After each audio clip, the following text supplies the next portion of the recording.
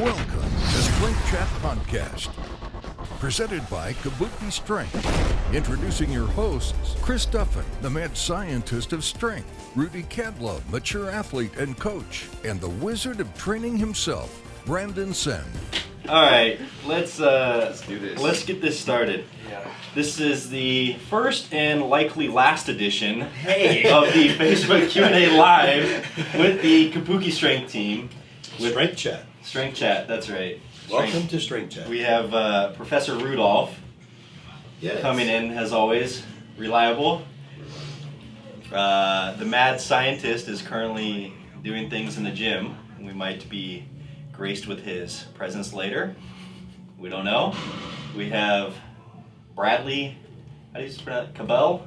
Yeah, something like that. Bradley Cable sitting in for us. People can actually think that's all my this name time now. I thought his name was Brady. And our newest addition to the Kabuki Strength team, Zach Harris, What's up, guys? aka Dan Green 2.0, aka Pacific Northwest Dan Green, Yes. aka not as strong as Dan Green. Okay. AKA Young Dan Green. That's right. Multitude. All right, so I guess we're gonna get rolling with all 13 of our viewers. We appreciate all of you through these questions. And I guess this is a podcast. Is it number, what, 15 or 17 or so? We consider this a Andre? podcast? Yeah, This podcast? it's a podcast. Yeah, All so right. it'll be published and you'll be able to look in. So if you're not here live, you can pick us up at a later date by just going to your podcast I have a link. pretty good angle going on the feed. Yeah. All right, Good. so first question. I think we'll go in order. I'm having trouble with shoulder mobility when it comes to squatting. What exercises do we want to give this gentleman with shoulder issues? Well, we actually filmed a couple good videos for this yesterday. What I've been doing when I've got tightness under the bar, shoulder rock's also awesome for this, but just like loosen up my pecs really quick, take like 30 seconds on a side, and then we just filmed a prone external rotation activation drill video, and I think that's one of the best things I've found for opening up the shoulders in that range. Yeah, we have a lot of videos about that on kabuki.ms, so if you're subscribed to kabuki.ms, just put in keyword shoulder, and I'll give you lots of videos that you can look at. Probably even look up shoulder and squatting. Yeah. Same for shoulder external rotation. Hey, look who it is. There's the mad scientist. We Covered in chalk and breathing heavy. we are currently Don't blame it. we're currently live. We're live here, so say And hi. Andre schedules Say hi to the podcast starting at 1 o'clock, right when right when I finish training. Turn around and tell it to your fans. We're currently live. You just love coming in here out of breath, I know. All right. It's 1 o'clock. I'm done training. Do we want to name top 3 favorite powerlifters currently? I don't know that I have a top 3 favorite. I know What do you guys Zach's a think? big Jesse Norris fan. Yes. Oh, so it starts. So it begins. We'll skim over that one because we are all deep down our favorite. Yeah, I was gonna say, I'm pretty powerlifter. sure I'm my favorite, honestly. Yeah. So And We my, swing that shot, my Brady. favorite's John Hare, so he's That's even though he's a mature power lifter, he's What was that? We swing that shot. Yeah. All right. Parameters that we look for in velocity-based training. Parameters. What do we talk about with parameters? I think we need to be a little bit more specific with what the parameters actually are. But essentially, velocity we can correlate with percentage of 1 rep max and use that as a means to gauge training load or other training variables on the day. So, there's not really any parameters that we look for in velocity. We just look to train in the velocity that we are supposed to be training in. Yeah, so part of the parameters that you use are like different velocity zones for different training stimulus, right? That's true.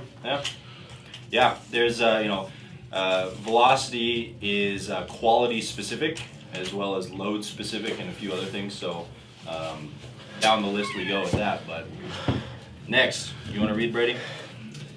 Yeah, so on to this one. When will Kabuki Strength come out with their own whiskey? I think this is one we probably talked about before, but there's all sorts of laws for shipping between states and things that have kind of barred us from doing that. I don't know if Chris has anything to add on where we're at with that.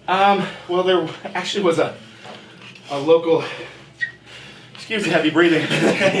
Tremendous. I just got done deadlifting and whiskeying. The bottle of Bland's is still on the floor, but It should be here.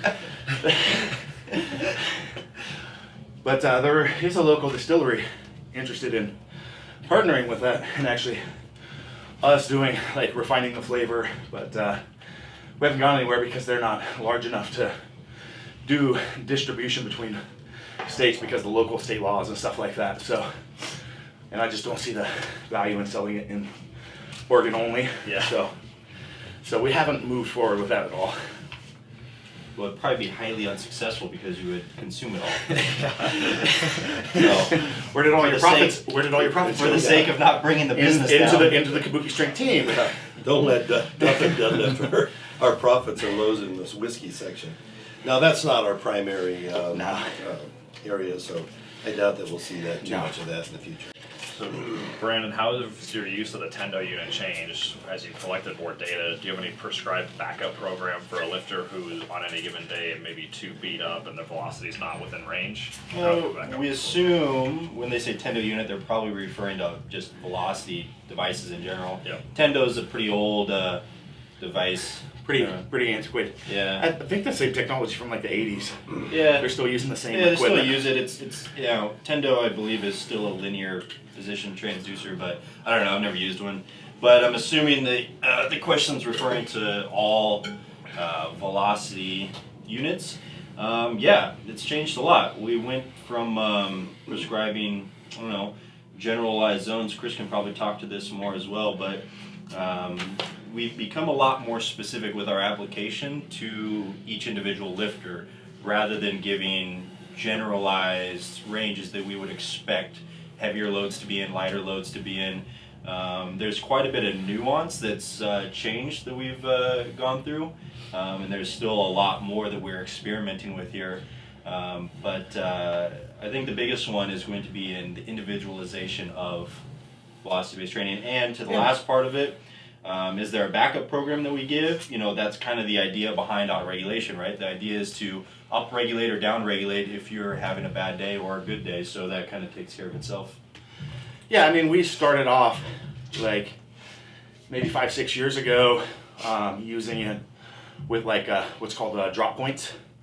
So let's say, you know, once you've reached, 10 or 15% velocity drop off from your first repetition, that's your time to back it down and basically end the session for the day. And we've really advanced that quite a bit since then over the years in developing the algorithms and the profiling. So when Brandon talks about individualized, it's kind of the first step in the process for us. And if you go to our auto-regulation book of methods on the Kabuki Strength site, I believe we have the free profiling template on there, right? What a great article, by the way. That was a beautiful article. Yeah, it was. Don't let it go to your head. But There is a free template in there. yeah, because There's nobody in here with a big head. What are you talking? so I mean, because there is no general range that works for every exercise and every athlete. So you can get basically, some ideas of what like strength zones are, hypertrophy zones, speed zones, and we play within those parameters. Oh, hi, Derek. Hello, Derek. You'll have to just go to Facebook Live. But So, but within that, that's where the nuance comes in. And so, that step is understanding what those actual profiles are for that lift and for that lifter, which is really a basic, that sounds complicated, but it's really a basic process of walking through the range of the lift. And it's we create a linear regression line, but it's basically a slope line of what those velocities are at every percentage for the lifter for that lift. And so we'll profile the key lifts for the lifter. If they're an overhead presser, we develop a profile for overhead press. And then from that, then you've got the ability to auto-regulate off that, right, Brandon? Yeah. You want to dive any further on that? No, that basically covers it, yeah. Yeah, and then you can almost think of it as percentage. So like a lot of people will program a number of lifts between 75 to 80%. We would take the corresponding velocity for that, let's say overhead presser for that range, and use that. So as their daily recovery or daily max changes, the weight that they use is going to change, which wouldn't if you're using a prescribed percentage zone, because it's not going to know that your you know, one, maybe you're progressing faster than the plan, and now you're not taking advantage of it. So over the course of a training cycle, you're leaving a huge amount of gains on the plate because your plan had you progressing at, let's say, 1% a week or whatever it is when you're progressing way ahead of that. Or that when you've got a bad day, you're not doing as much. So it's going to back you down automatically. Andre in the corner over here says I need to say hi to everyone on Instagram. So welcome to the show. Okay, that was a good long I answer. did Very Yeah, good. we have 47 questions here. We have. Well, we're not gonna We're not going to do them all. We're So not yeah, gonna do we every started question. off with the first 5s, but let's try to eliminate some because there's some duplicates in here. So let's try to get to some things All right. that are important here. How about this one? Best way to rehab train around high hamstring tendonitis caused by previous weight shift in the squat and overuse. That one's going to be a lot about just loading it how you can. So if like you don't get that hamstring from like a high block pull, for instance, do those high block pulls and work it down just wherever you can train without pain and still get that stimulus. Charlie Weingroff has some excellent discussions, courses on lateralizations and regressions. And, wherever possible, you want to lateralize. You want to, if you can't do a full deadlift, be doing something that's going to carry over to a full deadlift, but isn't hurting you. So, because you can catch that up again later as you recover whatever that issue is. But maybe you're doing block pulls, maybe you're doing hamstring curls, a lot of glute ham raises. What are things that you can train that are going to net? Just because you can't do that lift doesn't mean you can't be advancing that lift. I mean, there's so many times people ask me like, how the hell do you just walk in and you're squatting 800 pounds and you haven't been squatting for 3 months? Or how the hell do you do that with deadlift? Or oh my God, I just started benching again. I've just completed 3 weeks in a row benching. This is the most I've benched in sequence for a year now. I'm like, wow, how is your bench there without pressing? Well, do you think I wasn't doing any upper body work? Look at my training templates. I was doing cable presses, I was doing tricep work, I was doing overhead presses, I was doing like all this stuff. So when I go to bench, it's like, oh yeah, I can sit down and do 400 reps. You don't have to be benching if you're advanced to the level that you've got that pattern groove all the time. Yep. But I'm still moving forward even if I'm not doing it. So how do you do that? So So you don't have to rehab if you've prehabbed, really. Well, you would still be doing prep yourself, but you're still doing the rehab for whatever the issue was on the side, but with your training, lateralize. yeah. That way you So don't don't get retrain. hurt in the first place. Yeah, exactly. That's the point. Interesting enough, it's so individual as you know. All these questions are individual, so it's hard not knowing specifically what people are talking about, how the injury occurred, but just simply changing your stance. I had that high hamstring tendonitis for a couple of years, and Chris came in one day and said, "Why are you squatting so wide? Your hips can't take it. Narrowed the stance by 6 inches, and the tendonitis went away like within a week. It was crazy. So it's how did you get the injury in the first place is a key." This is a good question that I actually want to hear an answer from you. What are the core principles of designing an effective strength program? Chris, you can definitely touch on this too. Yep. Core principles to designing an effective strength program. That is a good question. I think at the top of the list has to be a complex understanding of needs, abilities, and direction. Outside of that, the basic scientific principles of physical adaptation. So making sure that we're not or that we're constantly challenging homeostasis in an individual. So loading schemes are important, but if we distill it down all the way, we need to have varying degrees of movement and varying degrees of loading to essentially see adaptation. If we're talking specifically powerlifting, I guess it kind of depends on how far into the weeds you want to get with the discussion. But if we go through the line, it's going to be tolerance in terms of overall work and what that work needs to be directed towards. So I think that's one area, the positives and negatives with templates and stuff that are floating around, right? I'm not saying that templates don't work, but training is an individualized process. you just stated some core parameters. I mean, like goals. Like you've got to understand what the goals are.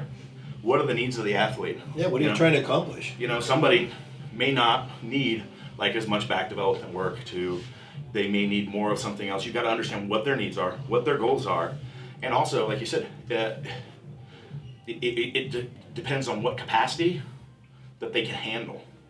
You know, everybody's going to be individual as far as the number of years that they've been training, how much workload they've built up to during that period of time, and the frequency of training that they can handle. Like all these parameters are definitely very individual. So when selecting the right program, you've got to understand that. When we intake athletes, I mean, Brandon can speak to this more, but you know, it's more of guiding the process. We don't make like huge changes. It's coming down and understanding what that athlete's really needs are and how they respond to the training stimulus, and then refining and adding, you know, working on developing the, you know, those factors so that we can advance their training. Do you want to add anything to that? I mean, I think that's right. I mean, individualization is an interesting topic, and I think it's one that people like to get, you know, too sexy on, quote unquote. So ultimately, a simple progression and a simple design that you can understand what's happening is really the key in my opinion. Right, and that's what I'm saying. I'm not knocking templates, because if you select the right one, it'll work. But it's a matter of selecting that right one. If you've developed a high level of work capacity and you grab a really basic, you know, 3-day-a-week program, you know, and it doesn't have, or you take another one that is like built for a newer lifter and it progresses really fast over a 3-month period of time, you're not going to be able to keep up with that or repeat it for the next cycle.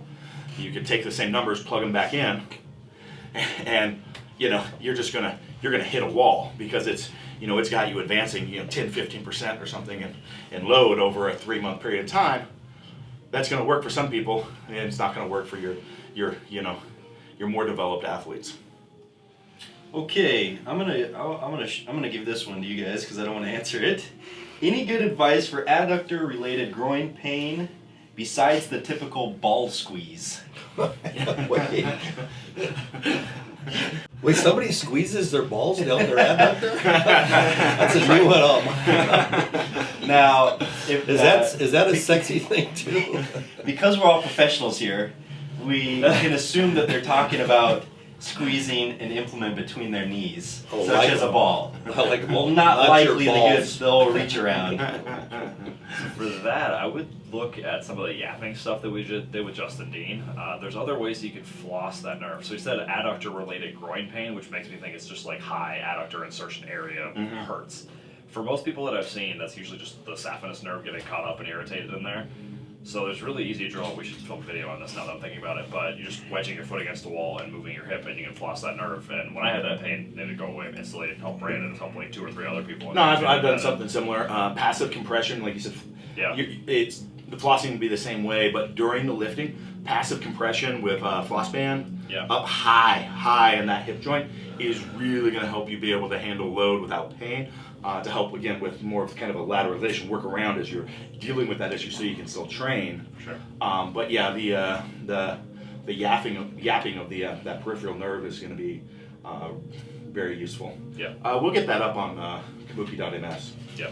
So you can also, well, obviously, got to plug the YAP website. So yes, definitely. Anything related to that peripheral nerve, you know, dealing with that. The YAP website is great. YAP. Yep. That's yank away pain for those that Yeah, yank away pain. Podcast. Yes. Fits with the ball squeeze. So. Yeah. I'm going to touch on squatting and deadlifting with scoliosis, potentially specific mobility and extra exercises to do for better stability and musculature of the lumbar to keep you protected. Also, issues bracing a squat high bar. Scoliosis plays a large role in that. Should you get an MRI for it? My wife has scoliosis. It kind of depends on where your S-curve is at. It also likes scapular winging. Something we worked on to help her back, keep in positioning, was any like bench press movement. We stay fairly light, and at the top of you actually want to take the shoulders and go completely out, because that'll really help with the serratus, which helps with keep your scapula pushed in.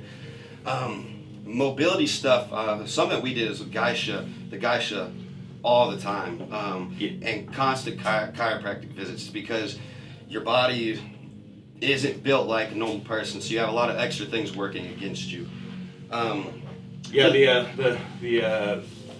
The body tempering is going to be really effective for that. Yes. A lot of waiting Yes. long ways, trying to lengthen the spine as much as Definitely, possible. that's one thing she said helped out a lot.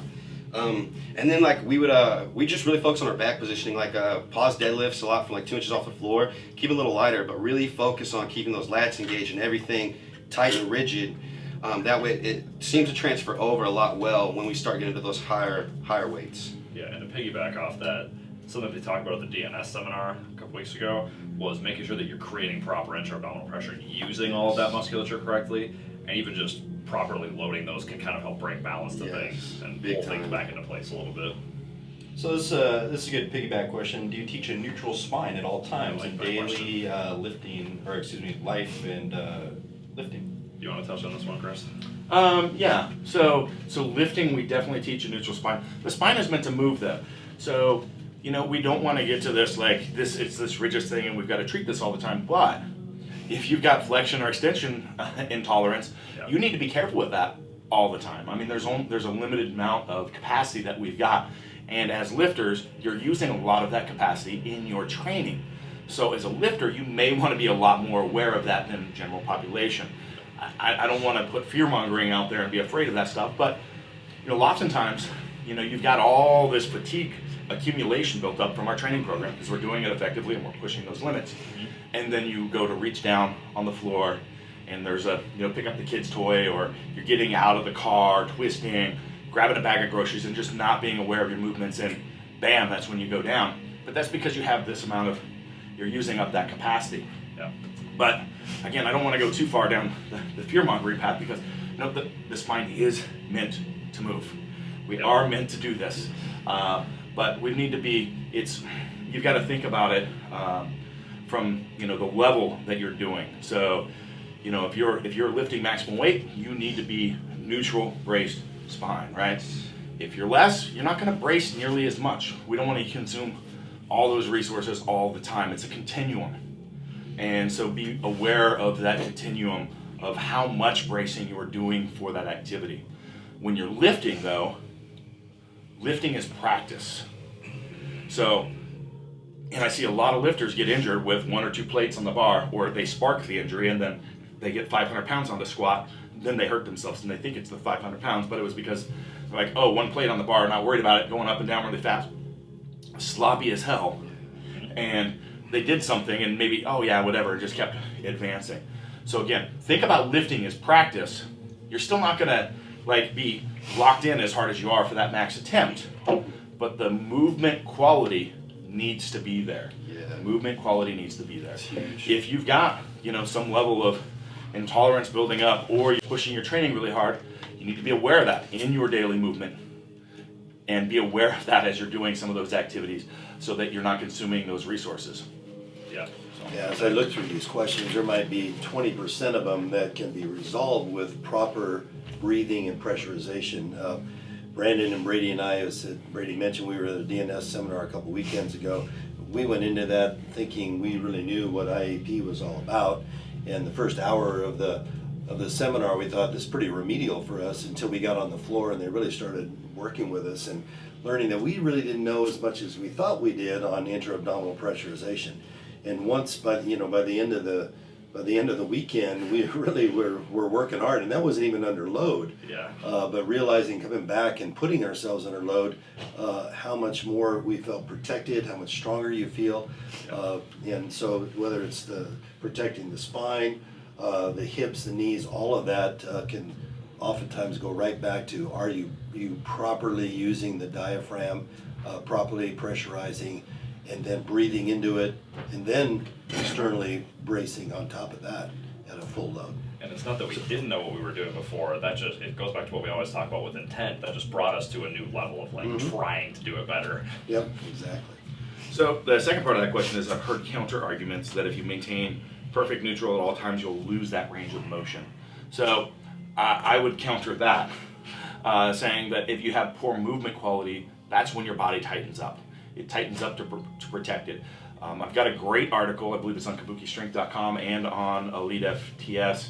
I probably have a video on it as well around traction control and the process, basically the neural firing that happens within the body when we've got poor stabilization and how the muscles tighten around those different joints. And again, what happens with that. And that's where limited flexibility movement comes from, is basically moving poorly to begin with. If you move cleanly, you're not going to have that tightening process. You're not going to need to stretch to be able to get full movement and elicit power through those range of motion. Brady, you want to add anything to that? You really hit a spot on with that, yeah. I mean, not moving at all in any range, but you're never going to just keep this like this 100% of the time. You will move in small bouts of flexion and extension, which your spine should be able to do. That's what we're meant to do. Yeah, and it's all about resources. Like loaded movements, you want to be neutral and pressurized as much as you can. But look at like fighters, for instance, when you're grappling, you can't always be in that perfect position. So you need to learn how to optimize that when you're in that position as well. Yeah. So I think this would be a good one for Zach because he just taught me some extra stuff on this. Somebody watched your deadlift video and really liked a lot of the cues that you had for pulling the slack out of the bar. They asked about cues for the bench though, and what's the last cue before you set up and press, so you guys can both touch on that. I actually like, whenever I set up, I like to set up with my head off the bench, and I'll go to reverse grip, and I'll push the bar into the rack and pull myself up, because it really sets, I feel like it really sets your scapula and gives you a lot more, by pressing up against the bar, it gets muscles activated to drive down to the bench, and it gets you in a better pressing position because it gets your chest higher up. It'll shorten your range of motion, probably like half inch at least. And then one of my favorite cue before I actually press, I'm just really thinking crush. Like I don't really have one. I really crush the bar, crank it, and I'm just thinking leg drive, everything going up in this direction, trying to just everything driving. You're talking about coming off your chest. Yeah, coming off right before the press. So Brandon and I have had this discussion in the last several months that a lot of the content that we produced out there on cueing is probably a little bit mislabeled. It is really what we teach is how to create load in the body, and it's a load tensioning sequence. So you can't take the 5 cues that we use for the bench or the 5 cues for deadlift, 5 cues for squat, because they're not really cues. So you can't just take like, I like these 3 and I'm going to substitute this other one, or I'm going to do them in a different order. It doesn't work that way, because what we're producing is the methodology for how we create tension in the body. So if you understand that, it makes a lot more sense. So with the bench press, it's opposite of how we create tension in the deadlift and the squat, because we want as much movement in the spine as possible. We want to elicit this nice, clean, grounded arch. So we're not talking a heavy lumbar arch. We want to get as much into that thoracic region as possible, because usually we have a lot more mobility in the lumbar spine to get even extension across all vertebrae in the spine. So to do that, we want to pressurize IAP very last, because as soon as we do that, it's going to lock down the spine. So, so the last couple that we would do, we want to definitely engage the lats prior to the IAP. We want to crank that down, because as you engage those lats and you pull that shoulder in, it's going to pull that thoracic region up and into the bar, okay? Then once you've got all of this, we can lock in those hips, and then very last, boom, inflate that to get that IAP. But we want to do that last, because if you inflate this first, you're going to lock down a lot of those mechanisms to get in that good position. So it's a great time to discuss it. It is a load tensioning sequence. Step 1, 2, 3, 4, 5 are in place for a reason in that manner. Yes. So everything that we do is actually all pre the movement, because if you do the load correctly, create the load and the tension in the body correctly, the lift will just happen. There is nothing else for it to do but to go take the bar down and drive it up. Sit between the legs, come up. Yeah. Squeeze the glutes through, you're standing deadlift. Like, the lift is just the lift if you've created the tension in the right series in the body. If all the joints are in the right place, everything's loaded, we've got connection to the bar. So please think about that when you look at the content that we've produced on those. To clarify, you're saying pressurize and brace is the last movement on all of the lifts? No. Okay. So let's, because that's what I got out of that, what you're saying. So there's a different tension, different sequence. I said for each of the it is exactly the opposite of the deadlift and the squat. Okay. The deadlift and the squat, we create tension, IAP first, because we want this nice rigid neutral spine. In the bench, we need to separate and get even extension all the way through. So it is exactly the opposite. We want to engage the lats first. We want to extend, get in good position. The last thing that we do is create the IAP before we take the bar down. Yeah, you know, like that's why I was exactly right. Like you have to do it in that cue. I was thinking like, what's my cue coming off my chest? I don't really have one because it's just I'm already set up, and I was about to say You got the everything's tension, already it's just- going. Yeah. So you're exactly right. You have to do it in that sequence, or you lock yourself down. You put yourself in a worse position. It's just simple, yeah. Drive the bar back over your shoulders. Yeah, I mean, that's it. So, Chris, touch on this really quick because we get a lot of questions coming in from Instagram on Okay. this one. And they're talking about why would you arch in the bench press, or why would you arch excessively in the bench press? And this is probably a good segue onto that. So, excessive arching, like the super arch people, you know, where they take the bar out and it's almost touching their stomach. That's not really something that we promote. But I've got it's in several different places, but a great speech. It's on public on the YouTube that I gave at the chiropractic school at University of Western States. But if you're laying flat on the bench, the force is going straight through the shoulder into the pad of the bench. Talking about like just flat back on Flat back benching. And so if you've got that, there is no horizontal force vector that actually ties it into the core and then ground it to the floor through the feet. So if we don't have that horizontal vector, that force is going straight into the shoulder. We don't have ability to control that shoulder very well because it's not connected. Again, it's not grounded and rooted to the floor through this core. So what happens is we lose control when we go into internal rotation of the shoulder. Where do all of our injuries on the bench press come from? Rotator cuff tears, AC joint issues, torn pec tears, labrum tears. Yep. Like every single pressing injury happens when we lose control and we go into internal rotation. So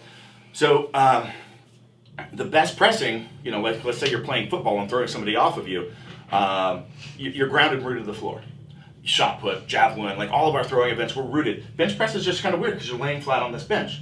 So the best is when we're actually in that position. So the bench press isn't necessarily the best movement, but we can make it better. So the only way to make that happen is to stretch out that frontal oblique sling. This is that cross pattern of muscles running across the front of the body here, that frontal oblique sling that's going to get it tied through the core and into the hips.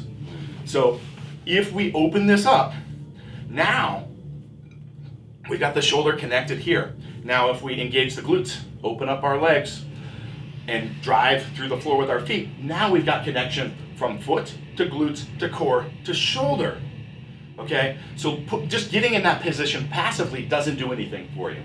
But when you get in that position, we talk about using the foot for leg drive. If we use that leg drive and pressurize the core and engage and control shoulder position, and Brandon, we demonstrated this because you were there at the UWS presentation. We also have a video on it. Yeah, a video, I think that one's public or? No, it's on KMS. So where we connect a band right here and try to pull the shoulder out of position. If you flat back the bench, hardly any pressure against that band and your shoulder will go out. If you do a powerlifting bench setup, all of a sudden you've got this control and that band's pulling and you're just staying in position. Now we've generated. So this is my argument, and we can prove it, and we have proven it. And like I said, we've lectured on this, is that the powerlifting bench press is the functional bench press. This is the safest way to generate power in the pressing and protect the shoulder. So yes, it is opposite. It's not perfect, because if we're just looking at the bench is posturally correct, like neutral spine, and this is where everybody kind of in the movement world wants you to do a flat back bench press because they're just thinking about posture. They're just thinking about posture, and they're flat out wrong. It's just wrong. Hey, don't take it out on me, So, man. but it's right. He's The right, flat though. back bench press, everybody thinks is the functional bench press, So is wrong. wrong because you have no control and you're going to lose that position. You're going to be, bodybuilder bench press, you're going to blow out your shoulder over time. It's just going to happen. And so if we create that arch, but not just the arch, you've got to engage the glutes, you've got to drive off the floor, you've got to engage and pull that shoulder into position. If you do that, you can maintain control of that shoulder position and make the bench press safe. Now, when we start looking at like those really lightweights, you see, it's only in the lightweight lifters that we see this, where they've got that huge, ginormous arch. Most everybody that we've dealt with that has back pain.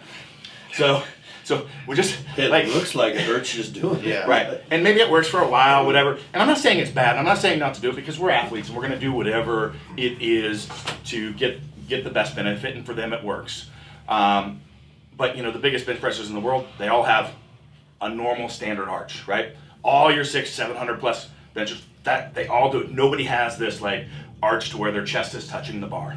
So I'm saying, it works. Maybe you're getting your 20 pounds out of it now, but you're not going to get your 50 or 100 pounds over the next 10 years doing that. Yeah, I agree. And over time, the back's going to take a toll. So your deadlift's going to suffer. Your squat's going to suffer. Those things are going to suffer. So we do not recommend the flat back bench. It is the functionally incorrect bench, and we do not recommend the super excessive arch.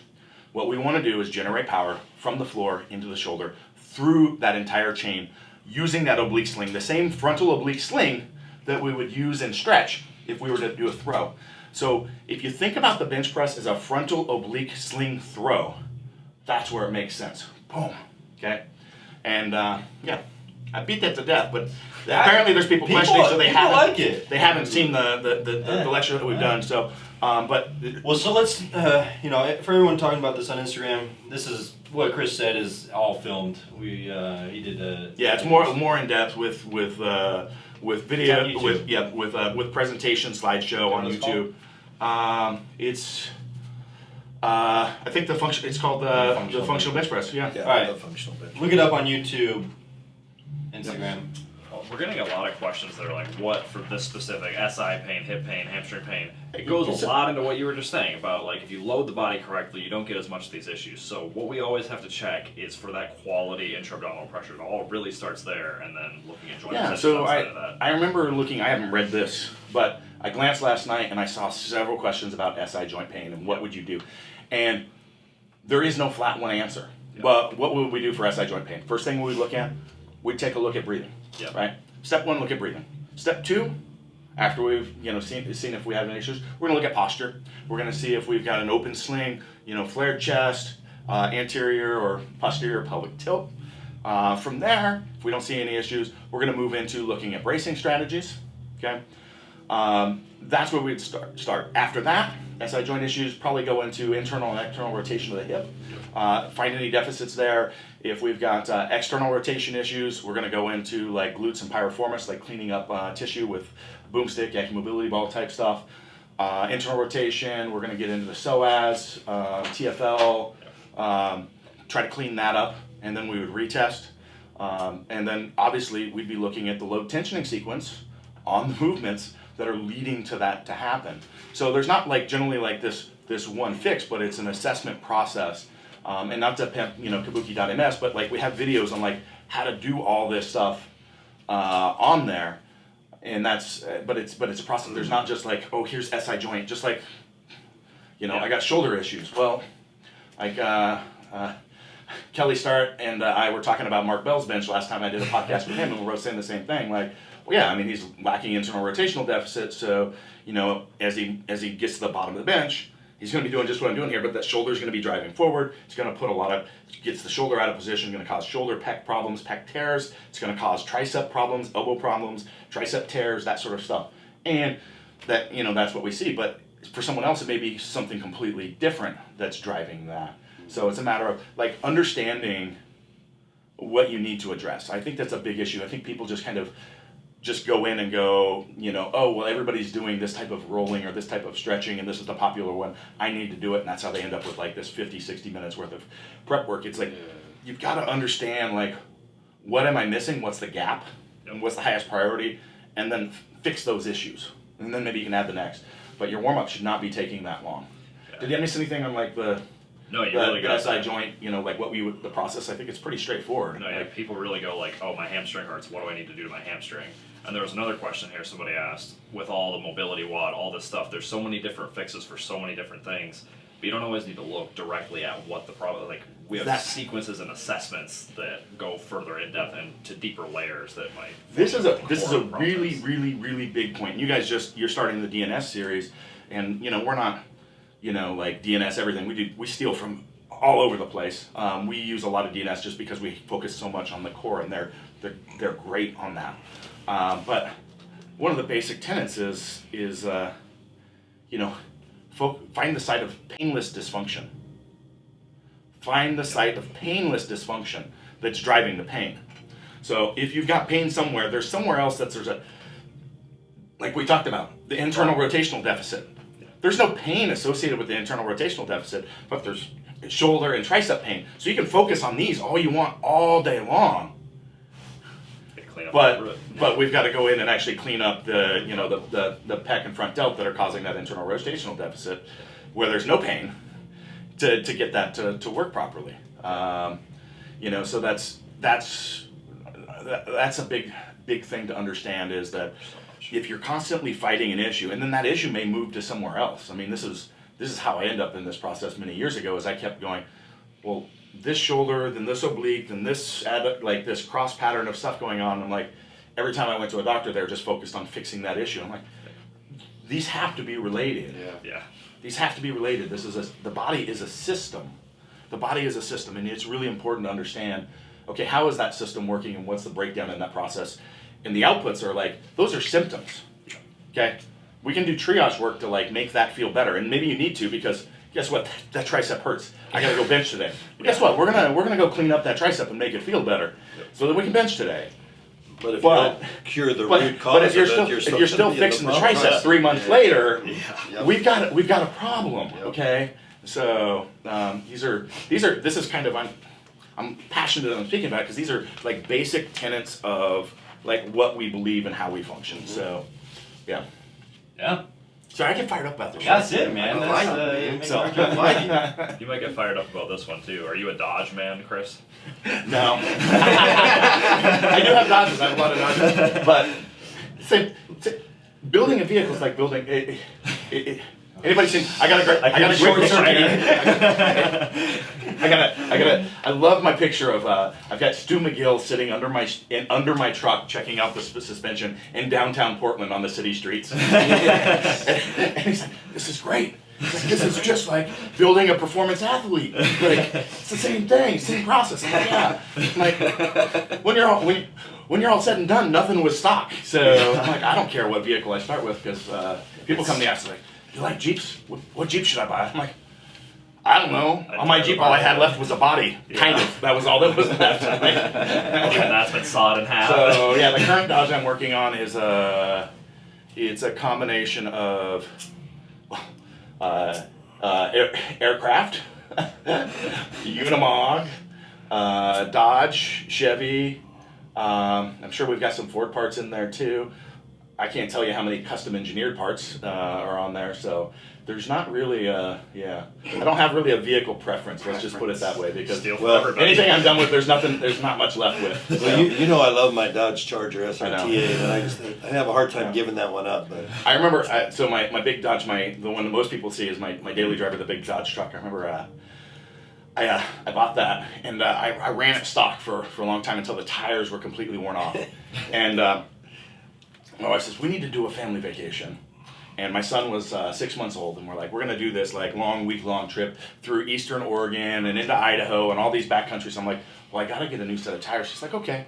She comes home, and the Dodge is on blocks, and I have broken out the plasma torch and the Sawzall, and I completely stripped the entire frame from front to back. And it's all of a sudden, there's no going back. This is not I don't do kits, right? So there's a pile there's a pile of like, melted metal parts laying in the driveway. And she's like, well, what's going on here? It's like a brand new, like $40,000-$50,000 rig. I'm like, well, I wasn't going to put stock size tires back on, right? So I've got to lift it. I had to design a new suspension, and that meant the old one had to come off, and I had to cut it off the frame. And that's Reasonable explanation, right? and that's why we have the war rig in the back. Yeah. So moving into, there's a lot of training related questions. Has anything stood out to you so far, Brandon? I've seen a lot in here. Yeah. A lot of structuring, peaking and things. Peaking. I'm always peaking. You peak I'm once a currently week, like peaking Andre. right now. Just at the, was that a question? What was the question? The question about peaking specifically was how long do you peak for? How many weeks out do you do it? But there was a bunch of other How long out from a meet do you peak? I think that's largely dependent on the phase before it and the qualification of the lifter. So we use Chris and Brady as an example because they're very much on the opposite ends of the spectrum of lifter qualification. Hey, man. And I happen to do both of their trainings. Brady's a youngster. Chris's peaking will generally take 5, at the most 6 weeks. 4 weeks is pretty average. The purpose of the peaking phase is to bring fatigue down primarily, and to finish up those last little bit of neural adaptations from the previous block. For someone who is as strong as Chris, the previous block to that is very damaging. So the peaking phase needs to be longer in order to bring fatigue down. For Brady, I don't know, man, a couple weeks. It's not very damaging training. I think my last one was like 5 No, weeks. it was long, yeah. But the point is, that was more just a jab. The point is, for weaker lifters, the peaking phase doesn't have to be as long. 2 weeks is, or even just a deload at the end is plenty to bring fatigue down. Peaking in itself, there's nothing magical about it. There's, you're not going to get 20% more out of your lifts. You just need to come into the meet essentially healthy and, very technically proficient. So speaking of jabs, that too takes us right to question number 31, Brandon. And someone has asked, why are your calves so small? Why is your comment so offensive? I'm just reading the question here, number 31 from whomever. Whomever. Brandon, it's your chance now to show They're off average. those calves, but They're average size. stick them up there. My calves they're very genetically average. They're not small. They looked small on our Christmas card. What was going on there? I don't know, man. Freaking trolls. You know that troll? Yeah, I know that troll as well. God. Bringing us back on track with the training questions. Yeah. We got quite a few different conjugate style questions, so this will be a good time for you to kind of address a good amount of that. So what sort of speed and power output are you looking for? They say tendo training, I assume they mean velocity, for both heavy and speed day. What is a speed day? Yeah, exactly. So it might be worth touching on that This first. isn't the So I land of asked- conjugate, pal. I've done a lot of conjugate training. Not anymore, pal. And a lot of speed training too. So I think we can distill this down pretty easily when we talk about quality-specific velocity-based training. So a quality would be power, right? So power necessitates a specific velocity in order to achieve that adaptation. So if your goal is speed training, I guess you would first have to define that. If it's power training, it's probably 1 meters per second to maybe 0.7 meters per second, which I think is pretty on par with a lot of what speed training recommendations are. Yeah, and that's the range. So I did conjugate style training for at least a decade, and speed training for a good part of that. Speed training with velocity device during that period, and usually we were in that 0.6 to 0.8, even up to 1 meter per second range. Personally, I found it not beneficial. So, and there's lots of ways in it that were unproductive. Just because trying to be faster in that range, I found very little carryover to the speed that a max effort lift for me is like 0.12 meters per second. And trying to take a weight and move it from 0.7 meters a second to 0.75 meters a second, one, I'd find that I would be out of position I'd be sloppy, I'd be like, there's a lot of things that would make a better speed session that would be not good movement quality. And then just, that type of speed didn't transfer well. So getting more effective at some of the heavier speed ranges. And at first I started calling it heavy speed training when I started using drop-off points and stuff like that. And I started getting a lot more carryover with that. And then, what we do now is, we don't. Yeah, because your technique's going to be a little different on 100% weight versus the weights you're going to be doing quote speed work with. If I've got 225 on the bar with some bands and I'm trying to be as fast as possible, Totally different. there wasn't carryover for me. Yeah. And Now, despite the name, powerlifting is a very power is a non-dominant quality to be a good powerlifter. Yeah, exactly. Now, if we were working with throwers or something like that, different. it would be completely different. Yeah, we would be more focused on those ranges than that. But be careful when you're focused. This is my point: is be careful when you're focused on speed, because you can see somebody doing, and this is a discussion I've had with strength coaches in the NFL and NBA. Good dinner conversation, but some of the problems they had with people that were in that environment, other coaches they're working with that were focused on speed is, their athletes were doing deadlifts with a hitch at the top or onto their toes or stuff like that. And, that's what I'm talking about. They're gaming the numbers, they're looking better in their workout, but movement quality is going down the tank. And so that's what I want. You should be doing a deadlift for glute and ham activity, not for calf raises, not for shoulder shrugs. That's exactly like I read that book by Dr. Mann, and he said the same thing. It's just too often it gets gamed on speed work. Yeah. For that reason, they turn into like high shrugs on some of the Olympic lifts and stuff. So and that's a coach's job, is to make sure that isn't happening. So it's just a matter of being careful with what you're monitoring. So that's where I like the value of what we're doing is like, here's the velocity range. So the goal is to actually move the weight, add weight within that range, not to take that weight and move it faster per se. And focusing on that will get you focused on better movement quality.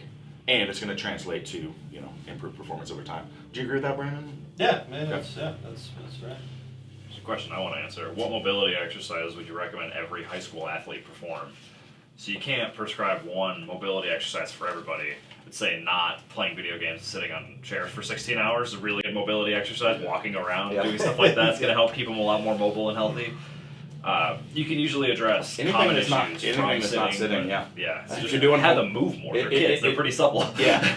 If they're doing homework, get a standing desk at home. Seriously. Take breaks, intermissions, move around, etc. Yeah, just get them to move more. You don't need to be rolling and stretching all the time, especially at that age. But, this is getting off on a little bit of a tangent here, but like we host powerlifting meets and we interact with a lot of lifters, and I think it's great when the new lifters are getting in, but I get concerned sometimes when I see like this focus on like adding weight or hitting a max when like the lifter just needs to learn to move properly. Yeah. And they're not moving properly to begin with, and we're trying to we've got major issues going on because they're at that developmental point. Some are developed really well. They've got good movement patterns, but some are far behind.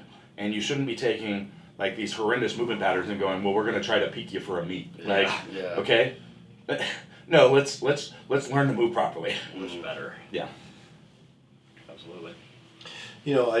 Going back, and it's interesting because people are they're asking about techniques, they're asking about programming, how do I do this, how do I do that, but one of the things we ignore, and I don't see a single question except for maybe question number 8, that really talks about how do I exercise the most important muscle, which is the mind. How do we motivate athletes to learn? People learn in different ways, and you really have to understand your athlete to be able to teach them how to learn properly. But number 8 is a fellow coming back from hasn't lifted for years, so he's maybe in his 50s or so, eats healthy, but he says, I can't seem to slim down. And is there a basic menu or diet or whatever you would suggest for off days? Again, I think what we ignore so often is how we go about learning these things, how we picture ourselves in life. And Brady mentioned, the previous question about young people, but we see issues with every age in our society today. People eating incorrectly, people not moving properly, but it's because they don't picture themselves as healthy. Yeah. And in putting yourself in the right frame of mind, picture yourself to start with as a healthy person. Picture yourself as the person that you want to be, the desired weight you want to be, and see yourself being that, and start acting as the person that is that weight, or is that body type, or is of that size, that amount of strength, or that amount of movement. If you can't picture yourself and you don't believe you can get there, you certainly won't. There's so many negative contractions in these questions. You've really got to put yourself in a positive mental frame. And my background in psychological kinesiology is helping people learn the proper way to put themselves in a position to learn well, and to believe that they can get there. Whether it's believing you can deadlift 1,000 pounds, or believing you could just enter a competition, or believing you can get down to your ideal lifetime body weight, you somehow have to be able to picture it and then believe it. Yeah, so I'd like to add a lot onto that. And because I think a lot of the current audience that's watching here probably hasn't seen a lot of the podcasts that I've done I do a lot of podcasts outside of the strength training world, on basically career, life, that sort of stuff. And it is really that same thing. It's a lot about, I speak a lot on self-actualization, and the long and short of my personal philosophy is, you are not a product of your environment or your circumstances. Who you are is who you choose to be. Who you decide to be. Who you decide to be. And people can tell me this sob story or that sob story. I've been through a lot of shit in my life, and I chose to be the person that I am today and accomplish the things that I have done in my life. Those are all choices that I made. And it wasn't, you come to me and say, oh, who are you? And I can tell you this sad story. I do tell the story of my life just because it helps motivate people, to see, that difference of coming from, basically living and growing up homeless to succeeding in, career and getting my family along and all those sorts of things. But at the end of the day, it's the choices that you make. For me, the life that I had before, that's not even the same person that I am. I don't even, when I tell those stories, it's just like telling the story of another person, because I made the choice. And you talk about you've got to believe that you can squat 1,000 pounds or whatever it is, because guess what? If you put that weight on your back and don't believe it, you're gonna fail. Yeah, that's a simple fact. And so there's. Yeah, it's true with weight gain, weight loss, relationships. If you think you're going to be a loser, you will. We get two people right here with a squat face shirt on. And a lot of people ask, what does kabuki mean? And for us, kabuki is just, it's Japanese theater. It's a mask that, was used in wartime as well, that sort of stuff. But that's your game face. This is your time to say, who am I going to be? And put that face on. And, we practice that when we come into the gym. Do you walk around like that all the time? No. But I get a lot of comments about the intensity that I bring to my lifting, or questioning, what are you talking to yourself? Because they'll see me talking to myself before my lifts. That's all exactly what Rudy's talking about. And I do. You get depressed, yes. Do I get depressed? Yes. Do you stay depressed? No. Because you figure out how. You gotta have positive self-talk. You know that you've faced these issues before, and you can work yourself through them. But there's so many people that let the issues of everyday life, to use the analogy of a heavier and heavier weight on your shoulders, until you are driven to the ground. And if you can't figure out a way, if you can't picture yourself, if you don't set a goal, a positive goal to reach out and put a program in place to achieve that goal, you just won't. Yeah, and you talked about seeing yourself as that person you want to be. That not only is good just from a psychological standpoint, but it gives you a framework for what do I have to do in between to get there? Exactly. So What that's the steps big can I piece. take now? Everybody talks about like being a dreamer and being a dreamer, and they miss like what the Plan. Like I say, be a visionary.